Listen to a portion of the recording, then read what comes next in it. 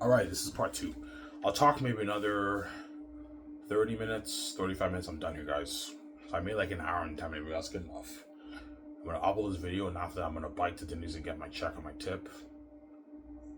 I might get another beer. I'm gonna enjoy showing you guys. And around 8:30, I'm gonna go get my hot dogs at Snack Shack. My 5 hot dogs. I won't get drinks because I have drinks at home, so I can save a little money. I'm not gonna get a drink because they bought me some drinks for the next 2 days. So I'll just get my hot dogs, obviously, at Snack Shack. Snack Shack has amazing hot dogs. But their burgers are better, obviously. But the burgers are more expensive. That's why I just get the hot dogs all the time. It's cheaper. Hot dogs is like $20. The burgers are double the price, like $40, man. It's fucking expensive. Yeah.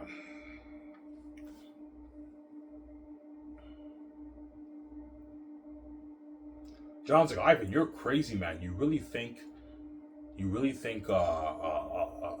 Xanus is better than Andor? Andor's a fucking masterpiece, man. Yes, John Campia. Xanus is even better than Andor. Yeah. And Andor is not a masterpiece, right? It's a good story, but I wouldn't call it a masterpiece, right? Like the originals, obviously, the first 2 movies. It's not a masterpiece, but it's a good story, obviously. Very entertaining show, obviously. Highly entertaining show, especially the second season. The second season is even better than the first one, right? The first season's a bit boring for me. And the first season was a bit of a slog for me, man. Like, I like Mandalorian season 1 and 2 better than Andor season 1. But season 2, that's a step up from season 1 when you watch it, obviously, Andor. Yeah. It's darker. Real shit happens, yeah.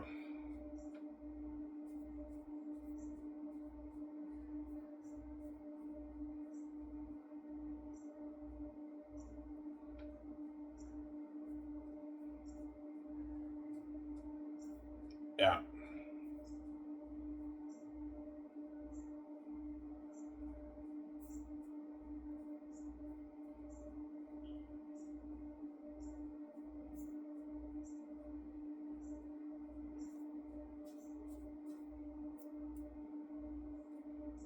And who knows that, man? I'm like, no, John, you get 10. Stop being greedy. And who knows that, man? I'm like, no, John, you get 10. Stop being greedy. I'm saying. It's a dumb one. You know what I'm saying? John making his British accent. Rob Burnett. I can't wait to get this on 4K. On 4K. John's like, I've not bad impression of Rob, I know. Yeah.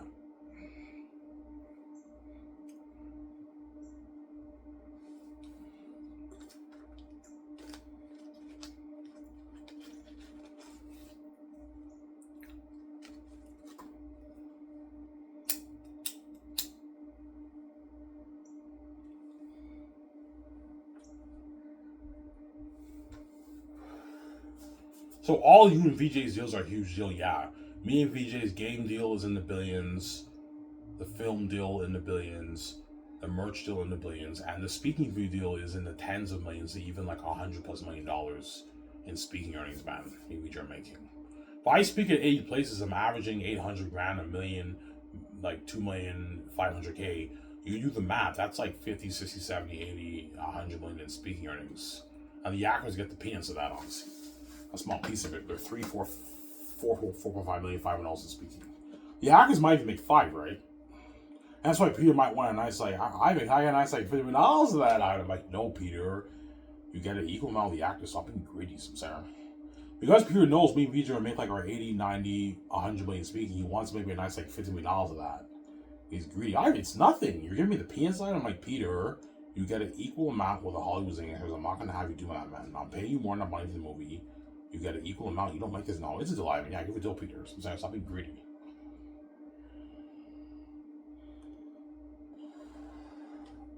Because Peter Jackson's a greedy pig, man. He's greedy, man. Greedy animal, that guy. He's greedy. He's a greedy pig.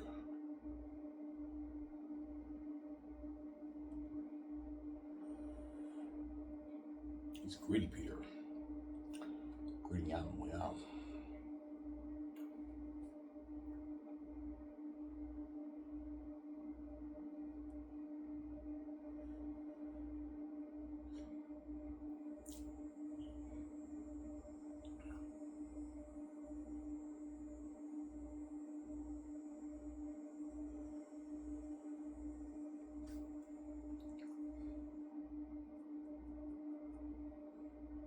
You think they're going to be better than Xanus if you write it? Well, because I'm such a gifted storyteller, it'll probably be just as good, or it could be better, or Xanus will be better. I don't know. It just depends how my creativity flows, obviously. Because I'm a creative genius, chances are I'll write the greatest romance story ever told. Obviously, because I'm a creative genius. Everything I put my mind to, I turn it into gold. It's a masterpiece. Everything I write, I turn it into gold. Yeah.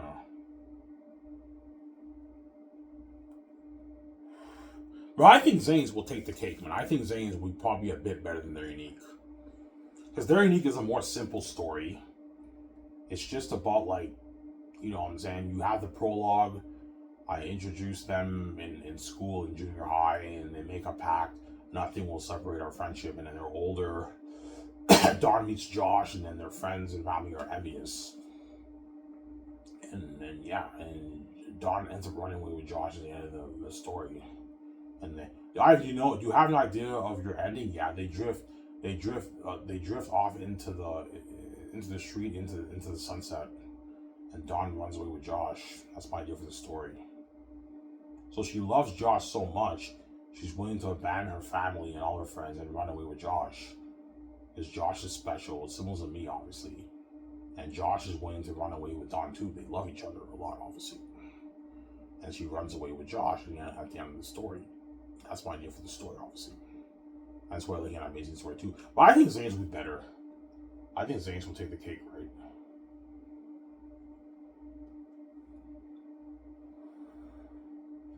I think Xanus will be better.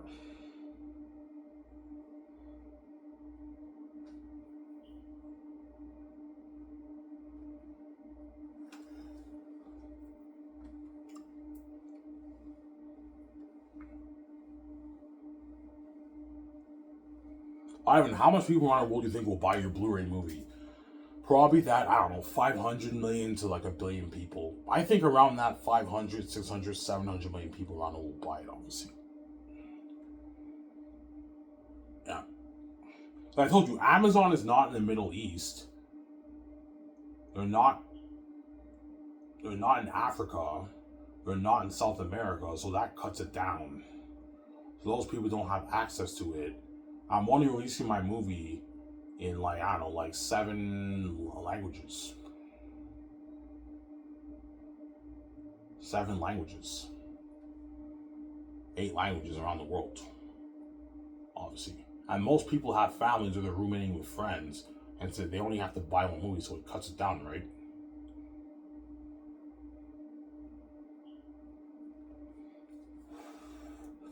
Yeah. Canada has 40 million people living there. Maybe a good 12 million people in Canada ordered my 4K Play movie. The States has 300 plus million people. Maybe a good 60, 70 million in the States order it. Europe, maybe a good 250 million order it there. You see what I'm saying?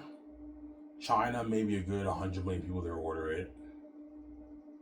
Yeah, maybe 700, 800 million, maybe a billion 4K Blu-ray copies. So if me and Vijay sell a billion copies, I'll be making my $100 plus billion off the movie, obviously. My 110, 20 million off the movie. That's why the deal with Amazon's 90-10. I want them to dupe me, man. I'm sorry. But you don't want Amazon taking any more than $20 million of you Vijay's money, man. You don't want the ribbon you want, man. I'm sorry. That's why my deal for Jeff Bezos' company is 90-10. Why not 20? I'm like, Jeff, man, I'm not going to give you a good chunk of my money, man. You're crazy. Most of this money belongs to me, BJ, not to you guys. You guys are my distributor. You're distributing it worldwide. And I'm nice enough to make sure you get paid, but I'm not going to have you take any more than $20 million of my money. So I'm saying? Because you don't want to give Amazon $28, $30 billion of you Vijay's money, man. They're ripping you off, man. The majority of that money belongs to me, Vijay. It doesn't belong to you guys, right? So I'm not going to have you guys dupe me. Yeah. I did the math. If 700 million people around the world buy my movie, that's $94.5 billion in sales. $94 billion after taxes is $54 billion. And you also have the cost that cuts it down to maybe $47 million maybe. And Amazon takes their 10% cut. That's like 4.7 billion. You know what I'm saying? They get their, I don't know, 5 billion. Then me and VJ, we take the rest. We make like, I don't know, 40 billion off the movie around there, 42 billion off the movie. Me and VJ, Messiah. Or maybe 38 billion or something we make off the movie. Yeah. We make maybe another 20 billion off the merch. And another 25 billion off the game. We make our like our 70, 80 billion dollars. So yeah, we signed a mega deal with VJ. It's a massive contract. Yeah. And that's why the Hollywood actors, managers, and agents, they want a bigger cut of the pie. Because they know me and VJ are gonna make our tens of billions in net profits. Tens of billions in net profits, right? Yeah. Not gross, nets. Obviously. That's why the actors, agents, and managers in Hollywood, they want a bigger cut of the pie because they're greedy pigs. I'm not going to overpay these actors and have them do me, man. You don't make this in Hollywood, guys. I'm not going to have you do that, man. No way. And that's why 4K Blu-ray is better, because me and VJ make way more money, man. Yeah. George will tell me, Ivan, yeah, do the 4K Blu-ray thing. You make way more profit than tickets, right? Yeah, tickets, I'm only making a few $1 billion. Yeah. Like, I don't know, 2.5 billion for... But if I have my theaters open for maybe 8 months, I'll make... Yeah, for movie theater, James, me and VJ will make maybe our 8 billion. If we play the movie for maybe 6 months or something like that, 7 months, we make maybe our $8 billion.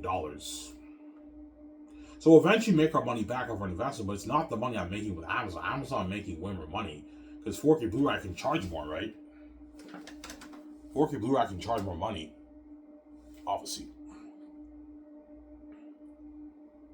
That's why 4K Blu-ray is where it's at, obviously, right? Looking at a beautiful steelbook box set. My movie, something nice, beautiful, right? Yeah.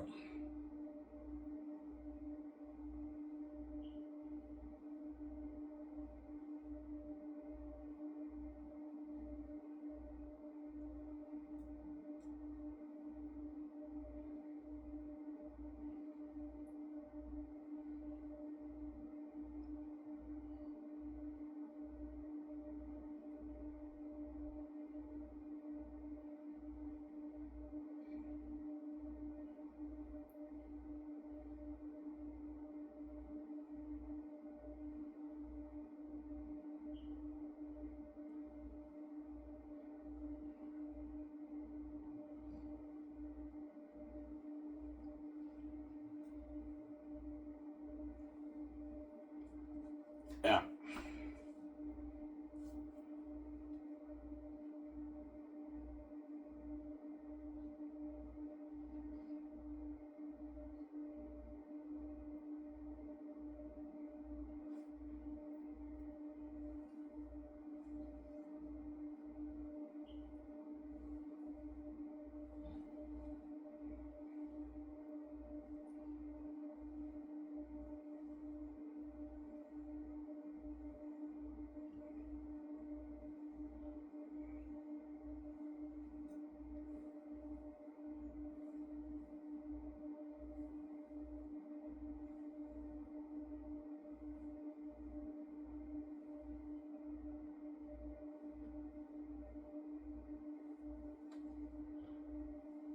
Yeah.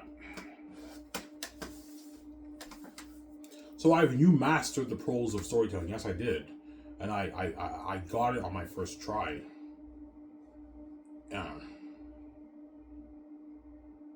As my story before Xanus was not that great. It wasn't terrible, but it wasn't great, obviously. I wrote an Islamic story called Apostasy.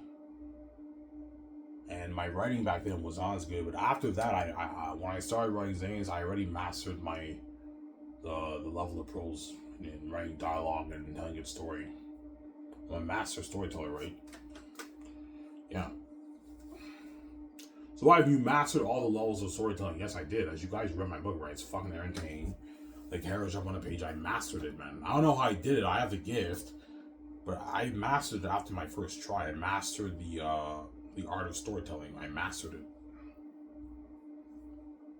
I mastered it on an intermediate level, the best level of prose, right? You know, Ivan, you did, man. Your characters jump alive on a page.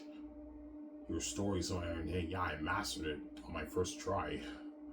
Where some people might take 5, 6, 7 tries to master, maybe not the intermediate level, but maybe the mid level to master it, right? And I mastered the intermediate level after my first try.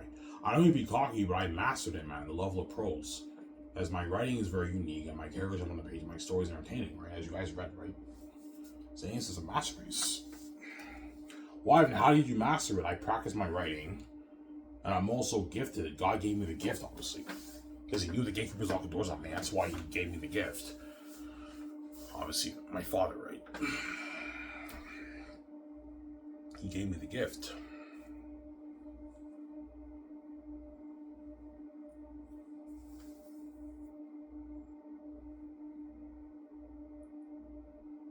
He gave me the gift.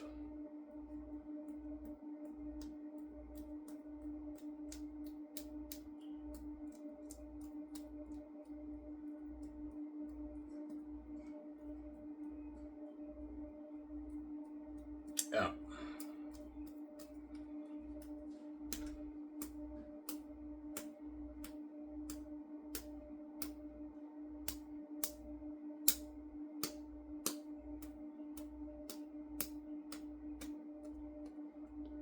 He gave me the gift, my Father.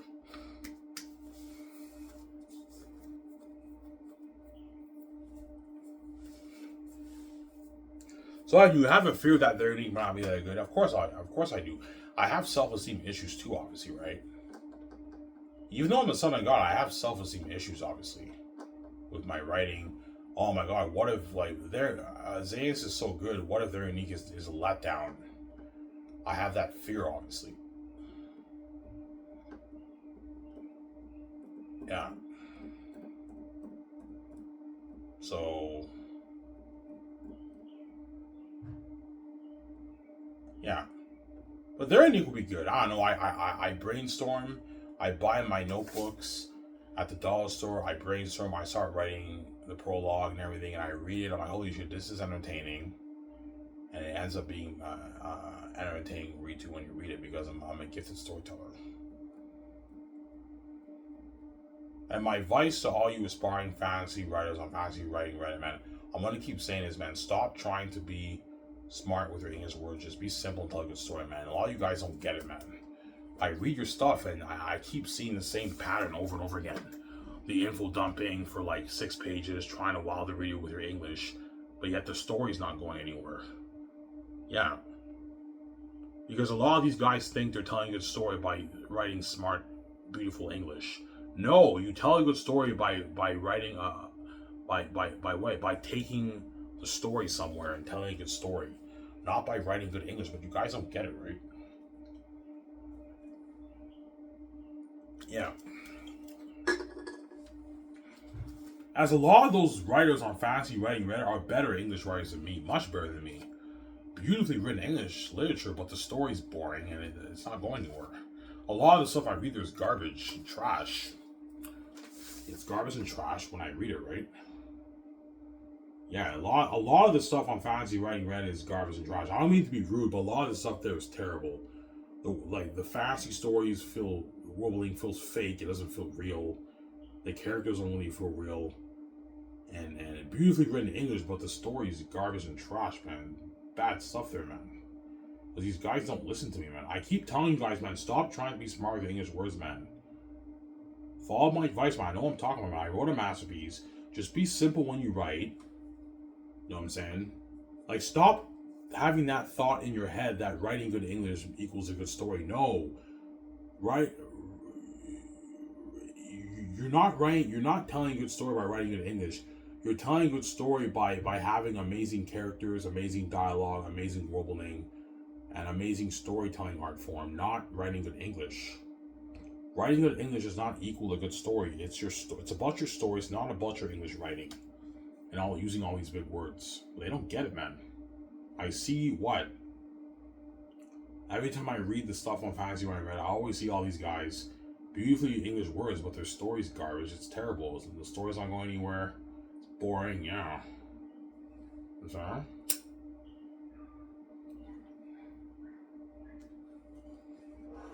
the world building feels fake.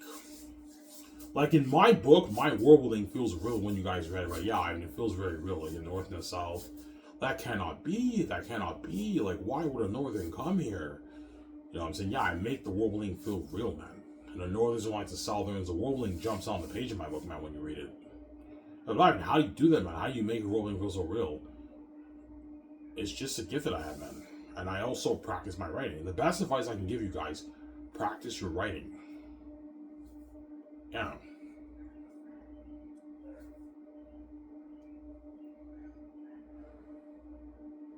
Practice your writing, Sarah.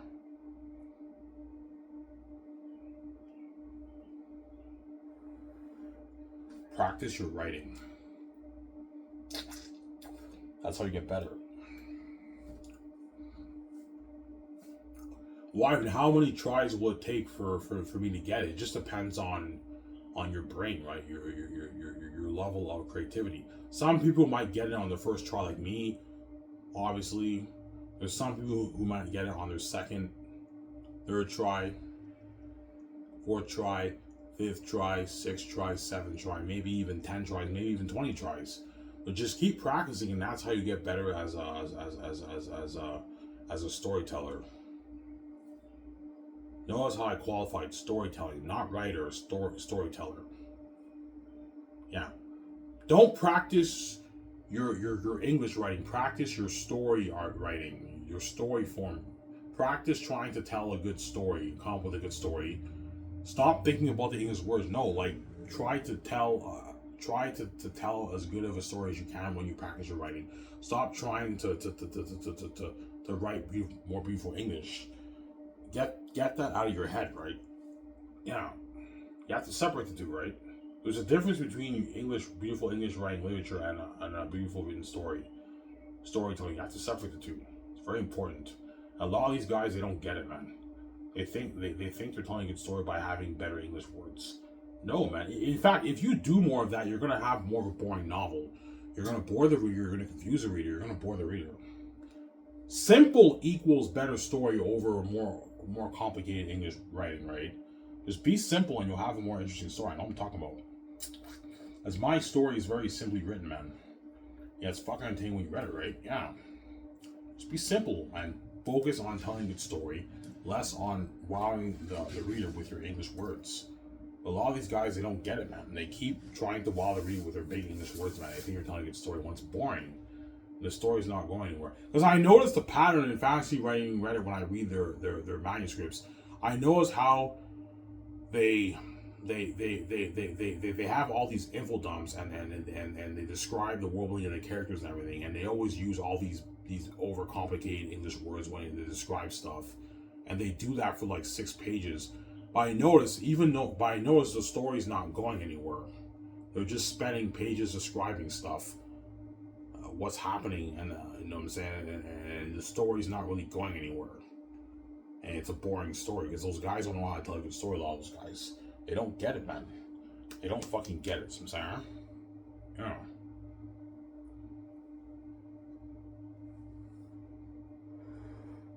They don't get it. Sad, huh? Yeah.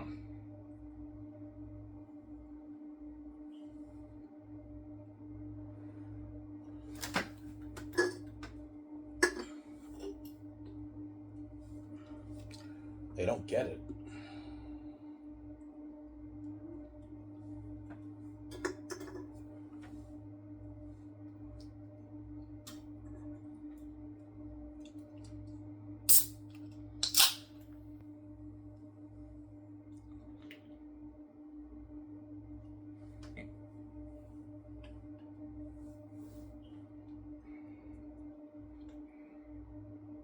They don't get it.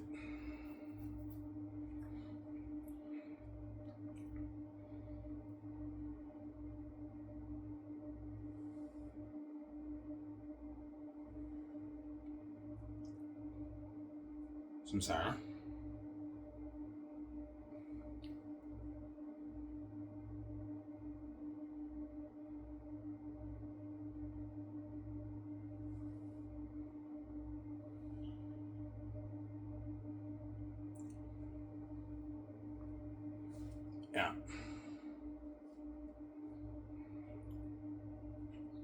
Ivan, can you teach creative writing? Yes, I can, but I don't really have the gifts of teaching the way Brandon Sands and all those guys have, right? Like, those guys are better teachers than me. I'm not really the greatest teacher because I'm not that great of, even though I'm an amazing speaker, because I don't know all these big English words, I'm not necessarily the best guy to teach creative writing. Whereas Brandon Sands, he knows all about all the levels and everything. I could teach, obviously, but I'm not the greatest teacher, obviously. I'm gonna be honest, I'm not the greatest teacher, obviously, right? Like Brandon Sanderson, Samsara.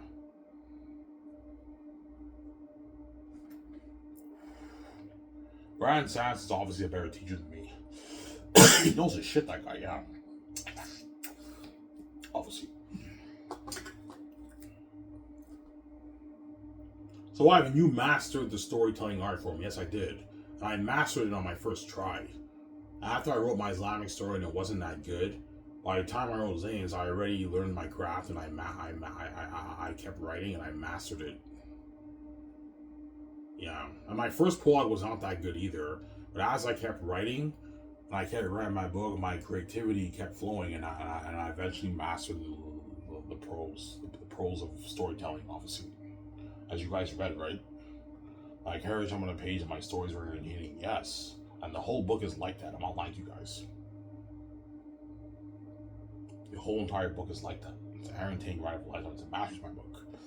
Hence why looking at the greatest story ever told when I adapted the big screen, right? Hence why I was thinking they're lucky. John Mayega, Von Jones, and all of them are lucky, man. Looking at an amazing movie.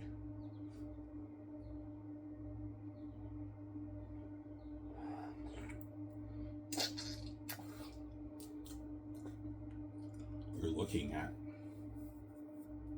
an amazing movie.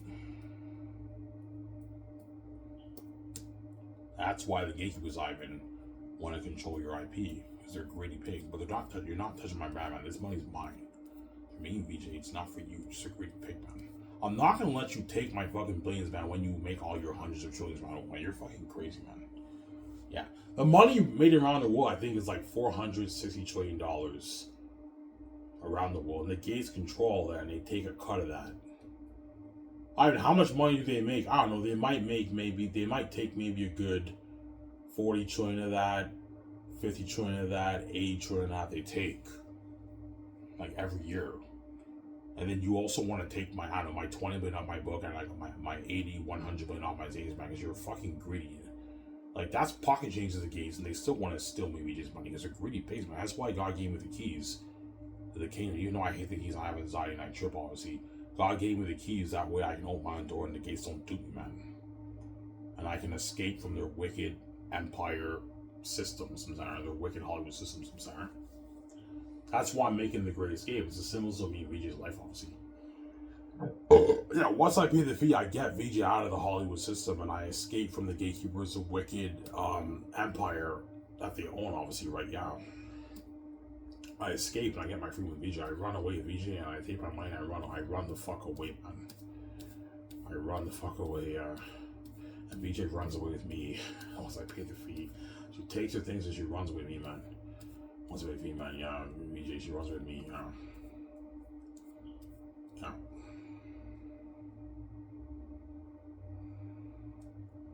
So the gatekeepers are wicked people. Yeah, they're dirty. Once I sit me upstairs, I'm gonna find out how dirty and wicked they really are. Yeah. No, Ivy, this is our house. I'm not gonna let you control your own money in my fucking house, man. Like, everything in this world belongs to us. I know, everything in the world belongs to you, but my money does not belong to you. Because you're not God, I'm bigger than you. I created this place, you didn't. I created this house. Me and VJ created this house, you didn't. And this money belongs to me, VJ, it doesn't belong to you. I'm not selling out to your wicked Hollywood system. I don't want to be in Hollywood. I'm not gonna have you destroy my life and steal my money, man, and have a garbage without justice. Are you fucking crazy, man?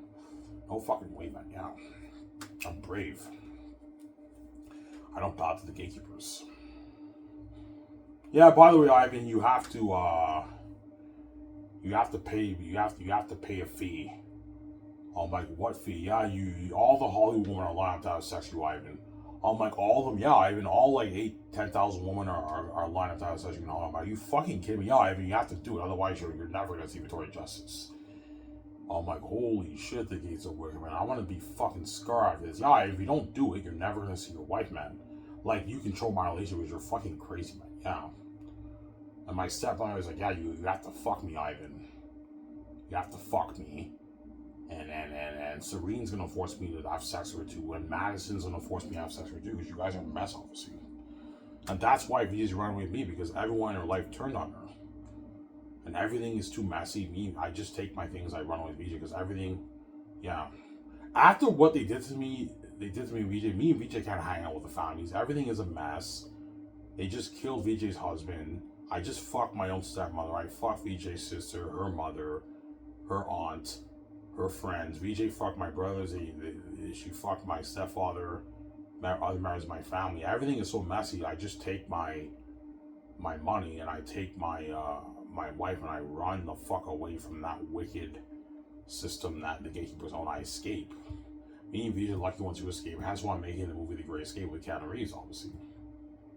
Now, me and VJ escaped from the biggest criminal organization in the world.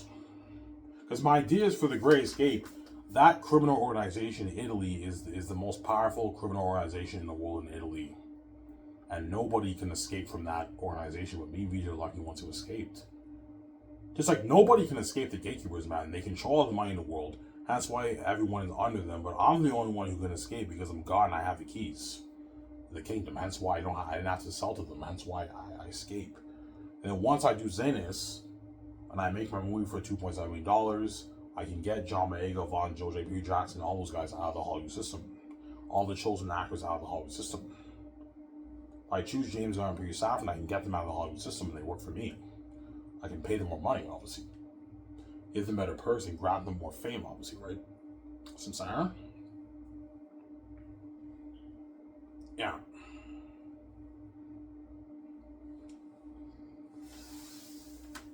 Yeah. Ivan, if you grab James Gunn and Peter Safran from DC, when you work on Xanus, will you have James Gunn help you with the script?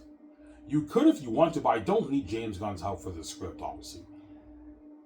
But you can have him help you with he'll be helping you with the console arts, building the world and everything. He'll be helping us a lot with that. But he also has to do business calls too. James Gunn. And Peter Safran has to do business calls, obviously. I will have James Gunn help me out a lot with the creative stuff too, like the console arts. Yeah.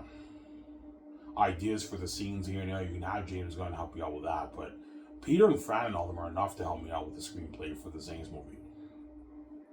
I'm sorry.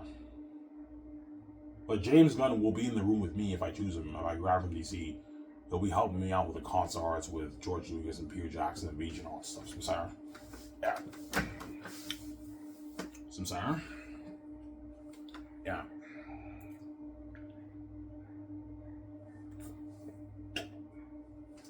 But James Gunn is highly unlikely. Peter Safran and James Gunn's highly unlikely because they're locked on for DC. Obviously. And if DC is successful, David Zaza will be extending James Gunn. And I guarantee you James Gunn and Peter Safran, they're not going to have an opt-out agreement in their contract. Yeah, James, you can't take any other offers while you're working for DC. It's an exclusive contract. Because David Zaslav doesn't want to lose James Gunn and Peter Safran, so they probably won't even have an opt-out agreement in their contract. They're gonna try to find a way to get out of the contract, but chances are they won't be able to. Yeah. And by then, DC would have already done maybe 10, 15 movies, right? Because I should be starting Scars a good maybe 9, 10 years from now. So in 10 years, the DC thing will be well established, and James Gunn will be well into his contract in Hollywood. Hence why he's highly unlikely. Peter Safran's highly unlikely. So I'm sorry. I don't know.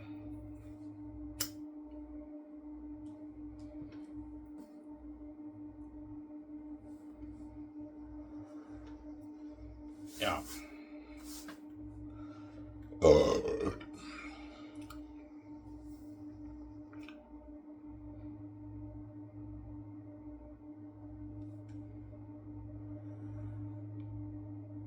So I've been looking at a beautiful Wolverine movie. Oh yeah.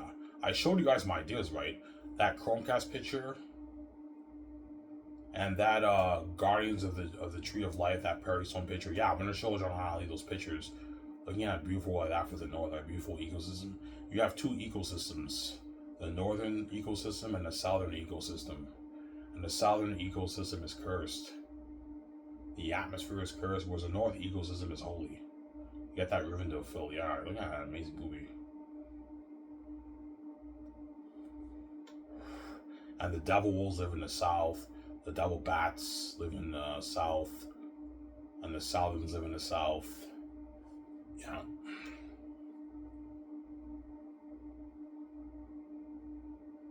So Xanus is a very powerful story. Oh yeah. It's so powerful and it's so entertaining. It's so deep and so powerful and so entertaining. You can't top that story. It's too good. I told you, once I release Xanus while I'm king, it'll be a public embarrassment in the entertainment industry. Not just the book publishing industry, the whole industry.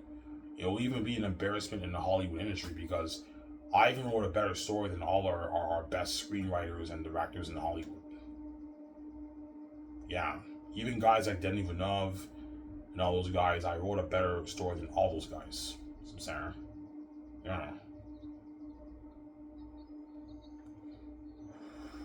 I don't mean to be cocky, but my stepmother told me it's #1 for a reason, man, which means it's better than all the IPs in Hollywood.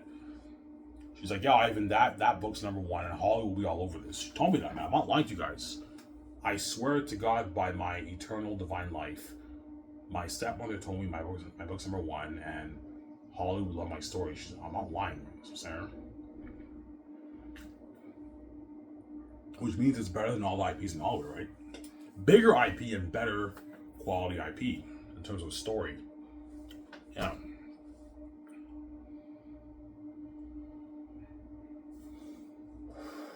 Ivan, you're crazy, man. There's no way Xanus is better than The Dark Knight and the Avengers movies and Lord of the Rings and The Matrix and The Godfather. The Godfather is a fucking masterpiece, Ivan. I know, guys. I'm not lying to you guys, man. Xanus is even better than The Godfather. As The Godfather, even though it's an amazing story, it's a bit boring for me, right? It's a bit on the boring side. Yeah. Sarah. Yeah. Because The Godfather, even though it is a masterpiece, obviously, it is a bit boring when you watch it. It's not a movie trilogy I can see many times. I saw the first 2 movies. I never saw the third one. The first 2 movies were amazing movies, obviously, but they're a bit boring, obviously, when you watch it, right? The Godfather, it's a bit on that boring side when you watch it. But Xanus will even be better than Francis Coppola's Godfather that he made like 50 plus years ago. Some It's better than that. Better than all his IPs. That's why John Camp, Robin Manette, and all of them, when they read my book, they're all buzzing. Holy shit, man. Ivan wrote a fucking masterpiece, man. If he turns that into a movie looking at the greatest story ever told, yes. The greatest story ever told. It's a masterpiece, man. Yeah.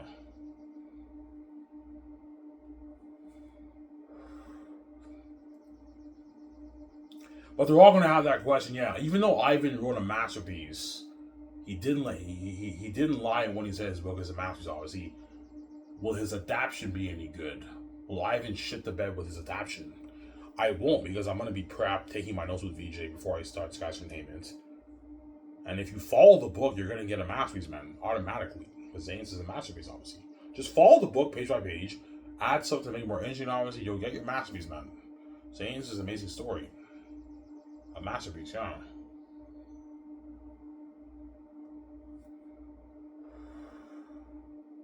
Is Eratat the best villain ever written? Arguably. In the first 2 volumes, he's not necessarily the best villain ever written, but once you read volume 3 and I develop his character more, and the plot gets deep, you can argue Eratat is the best villain ever written. Even better than Thanos in Avengers, right?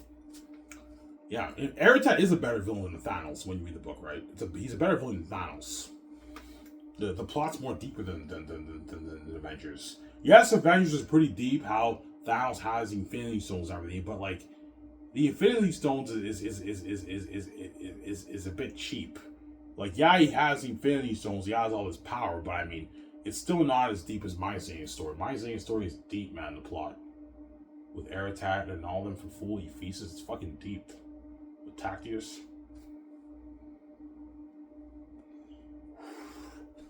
Yeah. Taki an arrogant prince from the Holy Heavenly Kingdom.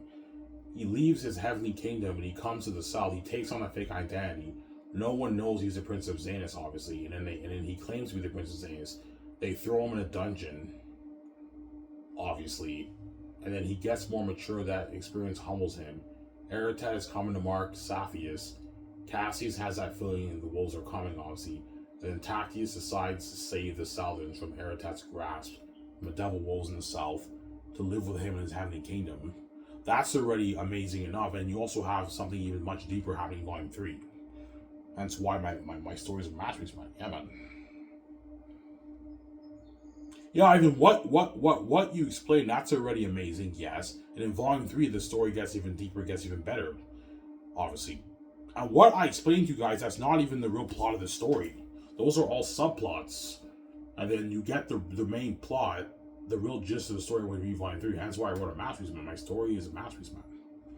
Yeah. The end of Volume 2, Tactius tells Cassius, he tells Cassius and the Southerns, he tells Cassius, some of these children here will not see the North. They're not going to see my heavenly kingdom. He tells Cassius that. And you apply onto the screen, you have that Exodus, looking at a masterman like Prince of Egypt. Yeah. And the end of Volume 2, I explained this before, Eli, he's like, I'm going to miss my home, Saphius, my sacred traditions. You know what I'm saying? And you know what I'm saying? Because he has to leave his land, obviously. And then because the wolves are coming, obviously, the wolves are coming. And then Cassius tells Eli in these exact words, "Feel no regret, leader, for a wonder you shall behold in the north of Xanus." Yeah, even though you're leaving your beautiful city, Saphius, Eli, and your sacred traditions are here, feel no regret. You're gonna be in a better place. You're gonna get to live with us in the heavenly kingdom. Like that one line in there is fucking gold and powerful, man. Here's Ivan, that's powerful. This is one of the rings. I don't use Lord of the Rings. No, Ivan, seriously, I enjoyed the more Jared toys Lord of the Rings. I love you, Lord of the Rings. No, Ivan, seriously, man, your story's Lord of the Rings. I love you, Lord of the Rings, Peter. This is Lord of the Rings. All right, up with Lord of the Rings. I'm saying, yeah. Ivan, you actually said that. Yeah, in those exact words. Feel no regret, leader. For a wonder you shall behold in the north of Xanus. Ivan, you're a beautiful storyteller. Yes, I am. I know how to write a music dialogue, man. Ivan, that's beautiful. That's powerful, I know. Feel no regret, leader. For a wonder you shall behold in the north of Xanus. Yeah. Some sour. Yeah.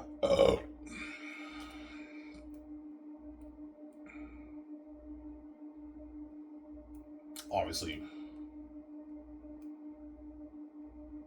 So the Exodus is already deep and powerful. They're now going to live with Takis in North. And after that, in Volume 3, you have the mountains and the mosquitoes. And they're journeying through the caverns, and Ephesus and all the demon bats live there. And that's where you get the plot with Ephesus. I won't spoil the story for you. At least to Ephesus. Remember how I showed you the bats? Yeah. And Tacitonian's like, yeah, I think me, Cass, and Takis can handle some worthless bats because Tacitonian thinks they're regular bats. And then Cornelius tells Tacitonian, no, these are no ordinary bats, Tacitonian.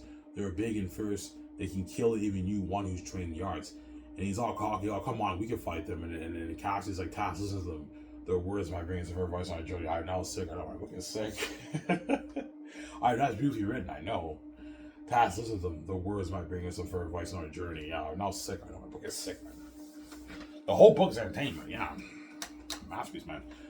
You know, Ivan, that Exodus scene was entertaining. Yeah, and that scene that you guys read when they talk about the Exodus, obviously, that's right before that another entertaining scene that I showed you guys, when Cassius can't sleep. Yeah. Taki, listen to me. Someone doesn't feel the darkness of the world's present draws near. I can feel the edge of my bone. That's right before that scene. And then after that scene, you have another entertaining scene, which I didn't show you guys. And after that, you have the hostile crowd. And after that, you have something that happens over that. I won't spoil the story for you. And after that, you have the Exodus, and you have that scene when Cassius tells pretty much the people in Saphius are waiting on the streets, obviously, for Takis to lead them, obviously. And then Eli says his final goodbyes with Takis all in his quarters, And they talk a little bit, they have their moment, and Eli's like, I'm gonna miss this place, man. My home, my sacred traditions, I'm paraphrasing obviously. And then Cassius tells Eli, feel no regret, leader. For a wonder you shall behold in the northern age. You're gonna be in a better place, Eli, than this place. So even though you miss this place, you miss this home, your home Safi's obviously, you're gonna be in a better place with us in Xanus in the Heavenly Kingdom, safe from the wolves. Or not. We'll see what happens when you read the book. I won't spoil the story for you. Yeah. Live, man, your book is sick. Oh yeah, my book is a master, man. Like, it's the best story ever told. Nothing could top that, man. It's too good. Embarrassment in the anime industry when one reads it, right? Yeah. That's why I don't think They're Unique will top Xanus. Xanus is too good. But They're Unique will be a masterpiece if I write it, obviously, right? They're Unique will be good, but I don't think it'll top Xanus. Xanus is too good, man. It's such an amazing story. Almost done here, guys.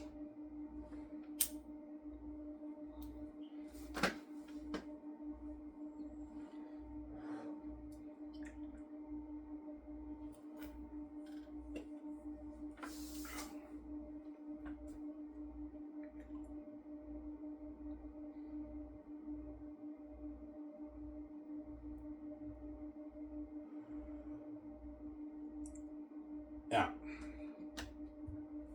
So you're gonna see John Boyega in the movie, in that scene. You know what I'm saying? You know what I'm saying? I'm gonna be adding some more stuff to make it more interesting. Obviously, you're gonna see John Boyega. And I think me tacking Cass and Hal some worthless bats. And you see Carl Urban. He's like, these no ordinary bats, Tacitonius. You know what I'm saying? And he's like, oh, come on, we can fight them. And you see Jimonsu, Tass listens to them. The words might bring us in for a right side journey. I look at a sick movie. Look at a sick movie, man. Imagine that scene applied on the screen. They have that meeting about the Exodus, and then Eritan and his double wolves are approaching Saphius, man. It's 20,000 army, like Helm's Deep. An army double the size of Helm's Deep. And they're devils, man. They're looking at masters, man. Yeah. That's where we're looking at the greatest story ever told. Nothing will top Xanus. Xanus is too good, man. Yeah.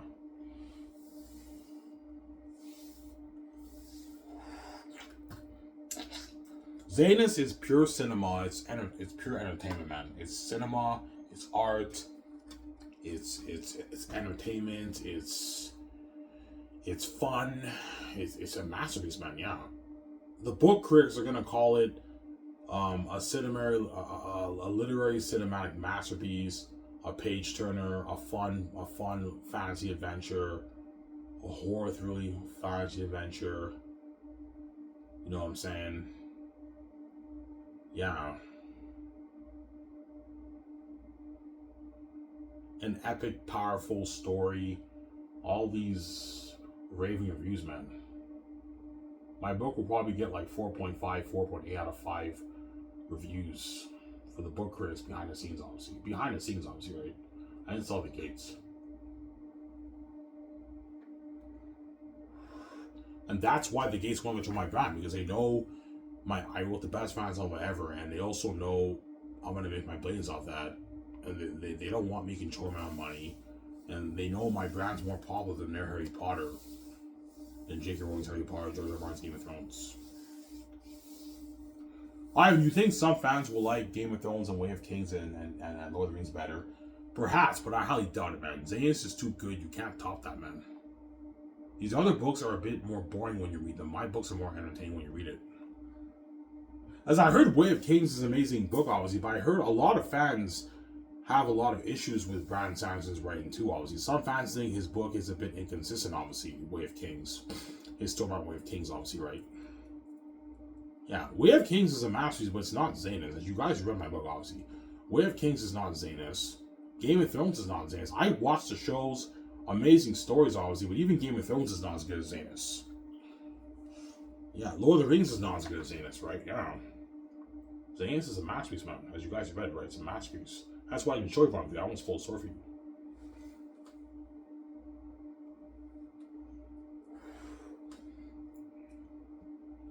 Ivan, did Cassius really say that? Yeah, he did. He's like, feel no regret, leader, for a wonder you shall behold in the northern Xanus. Please, Ivan, that's a powerful line, man. Yeah. And Tactius tells Cassius, I don't want to spoil too much of the story for you, know what I'm saying? He says, my fear is that some of these children here, because you see, in the end of the story, you see all the children, they're excited to see, to live in the north with Takis. Oh my God, we're going to live with the prince in the north, but some of them don't know about the journey through the caverns with the bats, obviously, because Takis tells them to keep quiet. He doesn't want to frighten the people, obviously. Yeah. That's what we're looking at masterpiece, obviously. Yeah. And Takis has that word. Takis knows, like, yeah, I know the journey to the north is dangerous because we have to go through the caverns with the devil bats, which leads to what happens next. I won't spoil the story for you. And hence why he tells Cassius, he's like, yeah, some of these children here who are excited to see my heavenly kingdom, he has that thing where they're not going to see the north, they're not going to see Xanus, man, they're not going to see my heavenly kingdom. And that's a powerful statement. Like, children who are excited to live with Takis in the north. Takis tells Cassius, yeah, some of these children here will not see my heavenly kingdom. In the book, he says some of these children here will not see the north.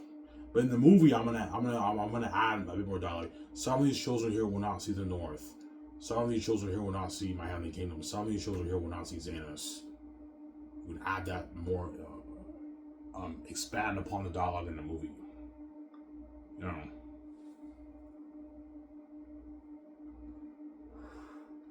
And all I'm going to say in the end of Volume 2, before the X is about to begin, obviously,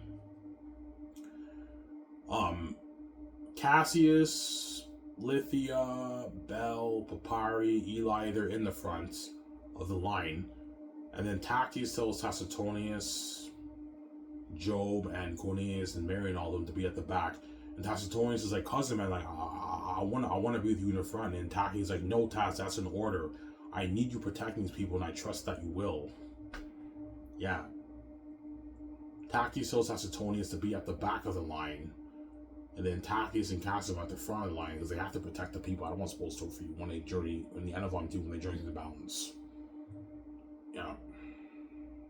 And that's when Takis' maturity grows in the story. Hence why it's a masterpiece, man. Takis has an amazing character arc. He's a cocky, arrogant prince. He gets thrown in a dungeon, obviously. Now experience humbles him, and now he has this sympathy towards his Salvins. And his maturity grows later in Volume 3 when you read it. I don't want to spoil the story, whereby he prays, man. He's in prayer, he prays. He prays, yeah. Praise, I'm looking at a masterpiece. This is Lord of the Rings, or I know Peter, Lord of the Rings. Ivan, like, how'd you go with this story, man? This is a masterpiece. I know, Peter, it's a masterpiece, I'm saying, yeah. Ivan, seriously, man, this is going to be the greatest movie trilogy ever made, Ivan. This is a masterpiece, Ivan, I know, Peter. I can't wait for this movie, I know, Peter. No, Ivan, seriously, man, this story kind of like blows my Lord of the Rings story out of the water, Ivan, I know, Peter. It's more powerful, it's more deep, Ivan. It's so deep, it blows your mind away, Ivan, I know, Peter. It blows your mind away. It's a masterpiece. As you guys read, but yeah, it's a masterpiece book, man, yeah.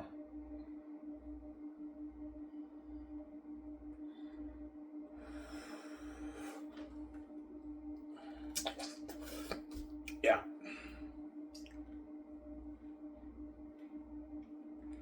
So Ivan, Takis is an arrogant, cocky prince. Oh yeah, he's an arrogant, cocky prince when you read the book.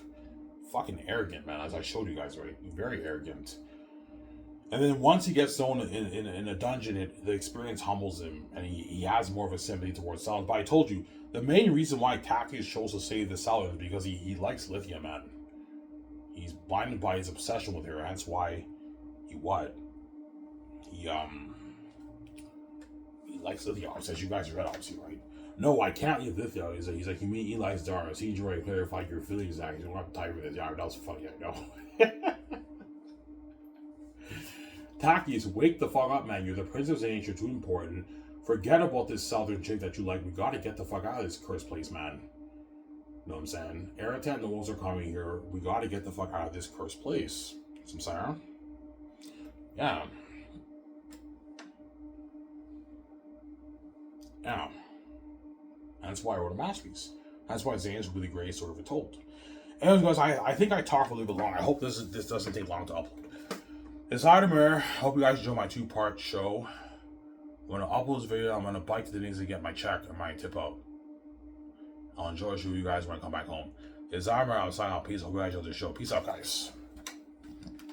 Congratulations on the show.